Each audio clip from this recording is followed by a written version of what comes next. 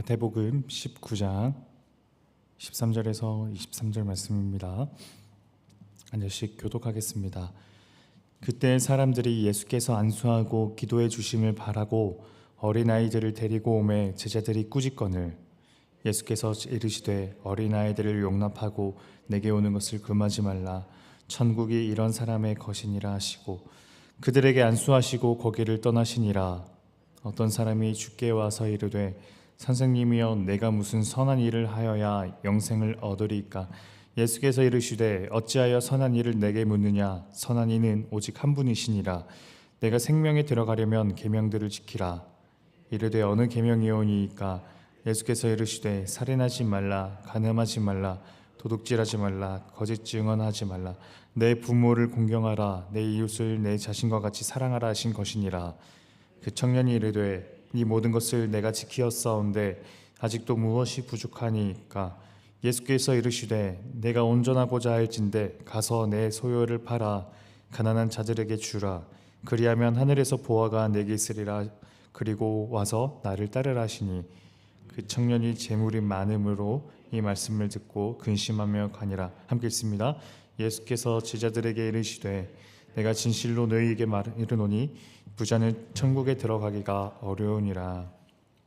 아멘.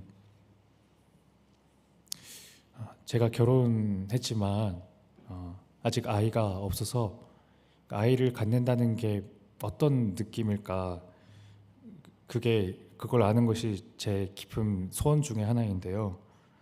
그래서 저는 아이를 양육하는 감정에 대해서는 누군가 해주는 말 또는 누가 적어놓은 이 글에 의존할 수밖에 없습니다.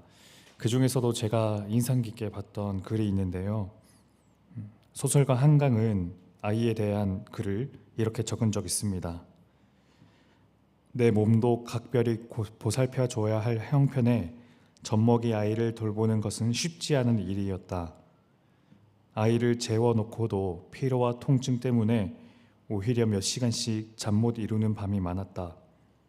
아이가 나에게 준 그 모든 것들이 없었다면 나는 그 시간들을 견뎌내지 못했을 것이다.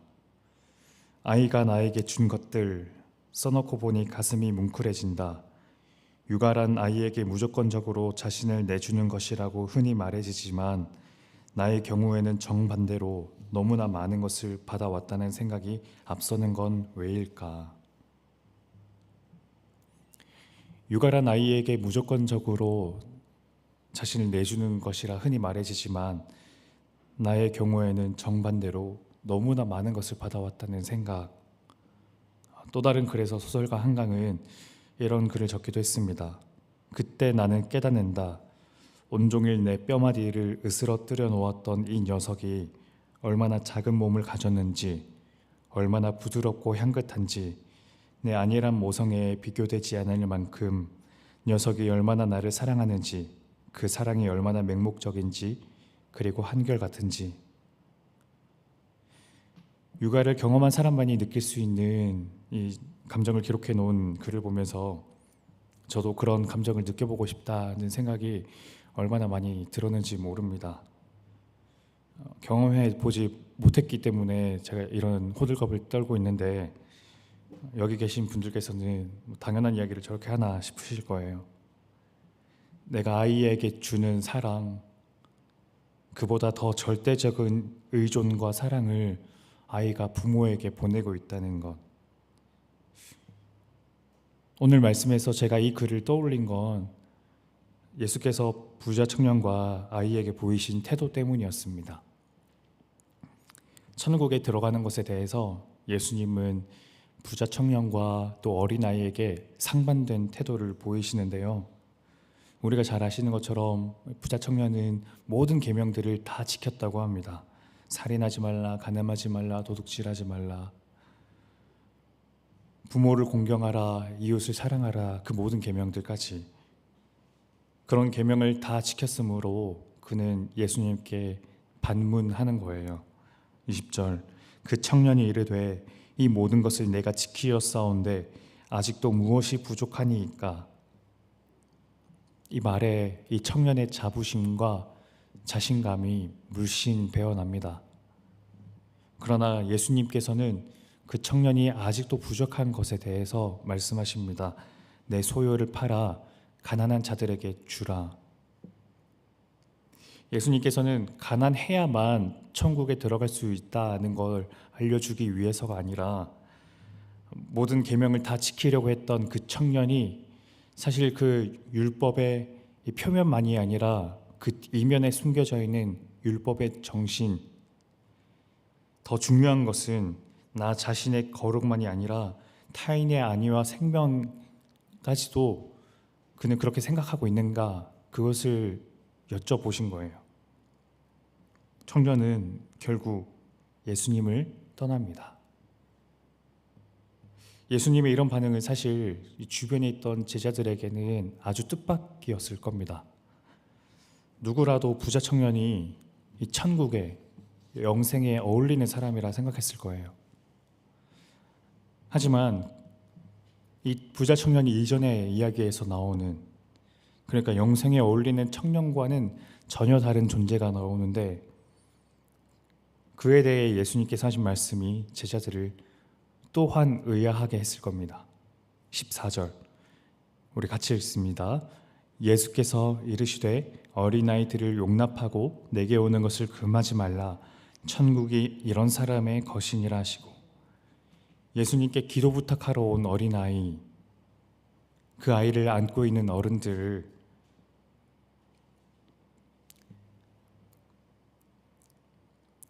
그 예수님께서는 그 아이들에게 이렇게 말씀하시는 겁니다. 이런 어린아이와 같은 사람이 천국에 가장 어울리는 사람이다. 어린아이와 부자 청년, 무엇이 이 둘을 가르는 지점입니까? 절대적 의존이죠. 어린아이에게는 있고 많은 걸 소유한 부자 청년에게는 없는 것이 바로 이 절대적 의존 아닙니까? 누군가의 도움 없이는 결코 생존이 불가능하므로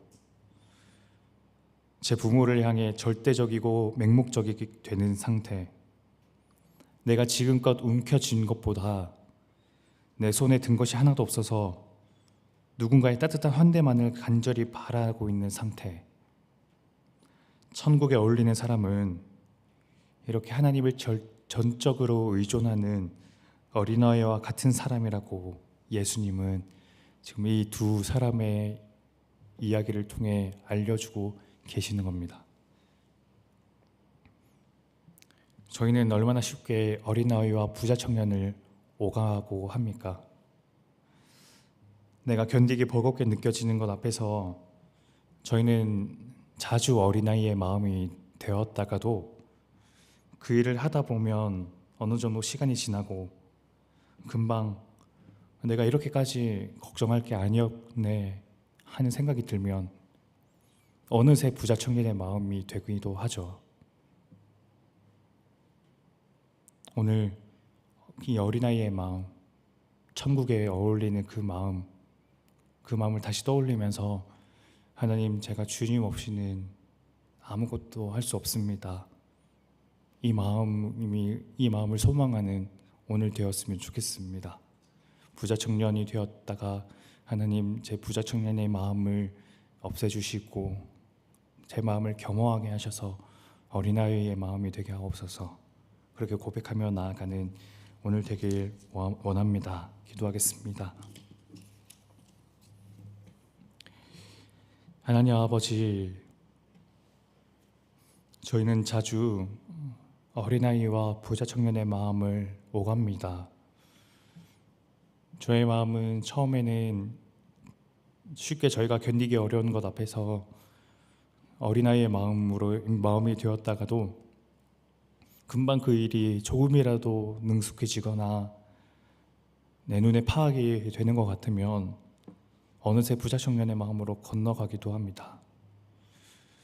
지금 저희들의 이 겸손과 교만을 오가는 이 완악한 마음을 긍휼히 여겨주셔서 늘 저희를 겸허하게 하셔서 누군가의 도움 없이는 생존조차 불가능한 그 어린아이와 같은 상태가 바로 저희들인데, 그 상태에 그 상태와 같은 그 마음을 가질 수 있도록, 그러니까 하나님 앞에서 하나님 없이는 저는 아무것도 할 수 없습니다 고백하며 나아가는 저희들 되게 하옵소서. 예수님 이름으로 기도드립니다. 아멘. 오늘 두 가지 기도 제목 놓고 기도했으면 좋겠습니다. 하나님, 부자 청년의 마음인 저희들을 불쌍히 여겨주셔서 어린아이의 마음을 허락하여 주옵소서.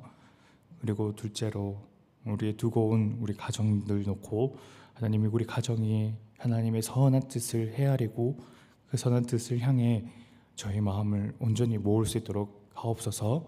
이 두 가지 기도 제목 놓고 각자 가져온 기도 제목 가지고 기도로 나아가겠습니다.